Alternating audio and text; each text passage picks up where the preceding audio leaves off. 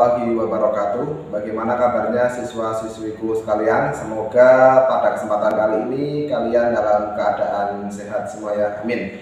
Oke, kita sudah masuk di semester 2, di mana kita harus lebih giat lagi dalam belajar, lebih semangat lagi dalam belajar, lebih serius lagi dalam belajar ya. Karena di semester 2 ini nantinya kita penentuan kenaikan kelas ya. Jadi diharapkan semua siswa belajar dengan giat ya. Oke, pada kesempatan kali ini kita masuk di bab baru, bab 4, yakni tentang matan keyakinan dan cita-cita hidup Muhammadiyah atau singkatannya MKCHM ya. MKCHM, matan keyakinan cita-cita hidup Muhammadiyah.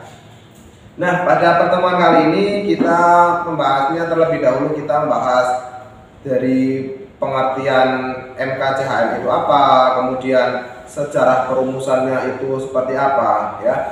Oke, sebelum memulai pembelajaran alangkah baiknya kita berdoa terlebih dahulu, karena dengan berdoa kita supaya dimudahkan ya dalam menyerap ilmu seperti itu.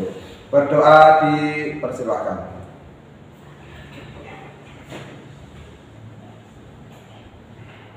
Berdoa selesai. Oke, langsung saja kita memanfaatkan waktu. Kita masuk di materi pengertian MKCHM. MKCHM atau kepanjangan dari matan keyakinan dan cita-cita hidup Muhammadiyah adalah sebuah putusan resmi persyarikatan yang disahkan oleh Tanwir pada tahun 1969 di Ponorogo ya. Diingat-ingat ya, MKCHM itu sebuah putusan resmi dari persyarikatan yang dilakukan pada sidang Tanwir pada tahun 1969 di Ponorogo dan berisi tentang keyakinan atau berisi teks keyakinan dan cita-cita hidup persyarikatan. Nah, dari kata awalnya saja, matan keyakinan ya. Matan itu kalau di ilmu hadis itu tidak terlepas dari sanad. Ada sanad, ada matan. Nah, matan yang dimaksud itu adalah isi atau redaksi atau teks ya. Berarti teks keyakinan, berarti isi dari cita-cita hidup Muhammadiyah itu seperti apa. Nah, itulah namanya matan keyakinan. Nah, kemudian apa sih fungsi dari matan keyakinan cita-cita hidup Muhammadiyah? Nah, yang pertama itu kalau dilihat dari sudut isinya, itu penegasan tentang kedudukan manusia di hadapan Allah dan di antara manusia sendiri, yakni sebagai hamba Allah dan khalifah di muka bumi atau khalifah fil ardi. Nah, itu fungsi yang pertama dari MKCHM. Nah, fungsi MKCHM yang kedua itu sebagai penunjuk arah menuju cita-cita yang diperjuangkan ya, sebagai penunjuk arah menuju cita-cita yang diperjuangkan, serta penegasan sikap Muhammadiyah sebagai gerakan Islam dan tajdid atau pembaruan. Itu fungsi dari MKCHM. Nah, tidak terlepas dari fungsi, ada juga tujuan dari MKCHM. Tujuannya apa? Tidak lain tidak bukan agar warga persyarikatan Muhammadiyah itu sendiri mengerti dan memahami keyakinan dan cita-cita hidup Muhammadiyah, sehingga warga persyarikatan Muhammadiyah ini mampu berperan aktif dan ikut mendukung perwujudan cita-cita hidup Muhammadiyah.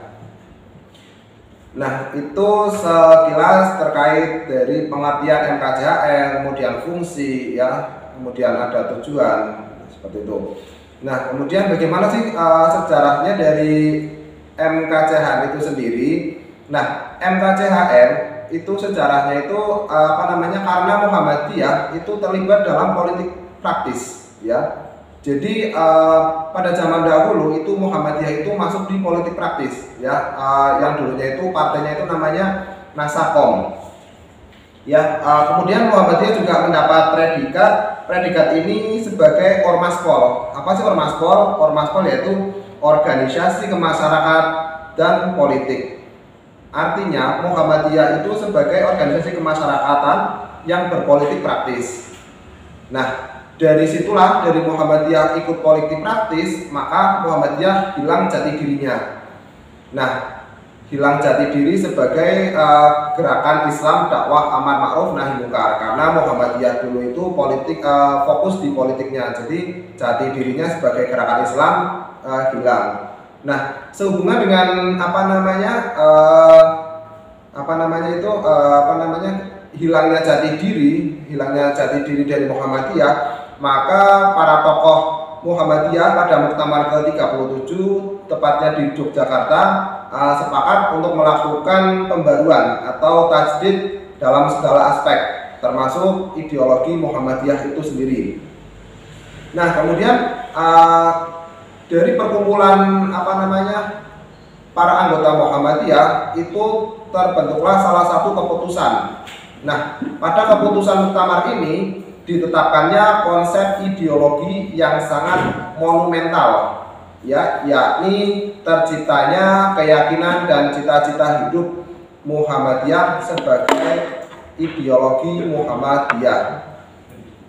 Nah, itulah materi kali ini tentang pengertian NKCHM, kemudian materi sejarah perumusan Muhammadiyah. Ya, semoga pada pertemuan kali ini kalian semua bisa paham dan bisa mengerti apa itu NKCHM, kemudian bagaimana sejarahnya, seperti itu ya. Untuk absen, kalian bisa absen di bawah kolom komentar dengan format nama, kelas, jurusan, dan merangkum minimal 3 baris. Ya, jangan lupa juga like, subscribe, dan komen. Demikian pertemuan kali ini, kurang lebihnya mohon maaf. Wassalamualaikum warahmatullahi wabarakatuh.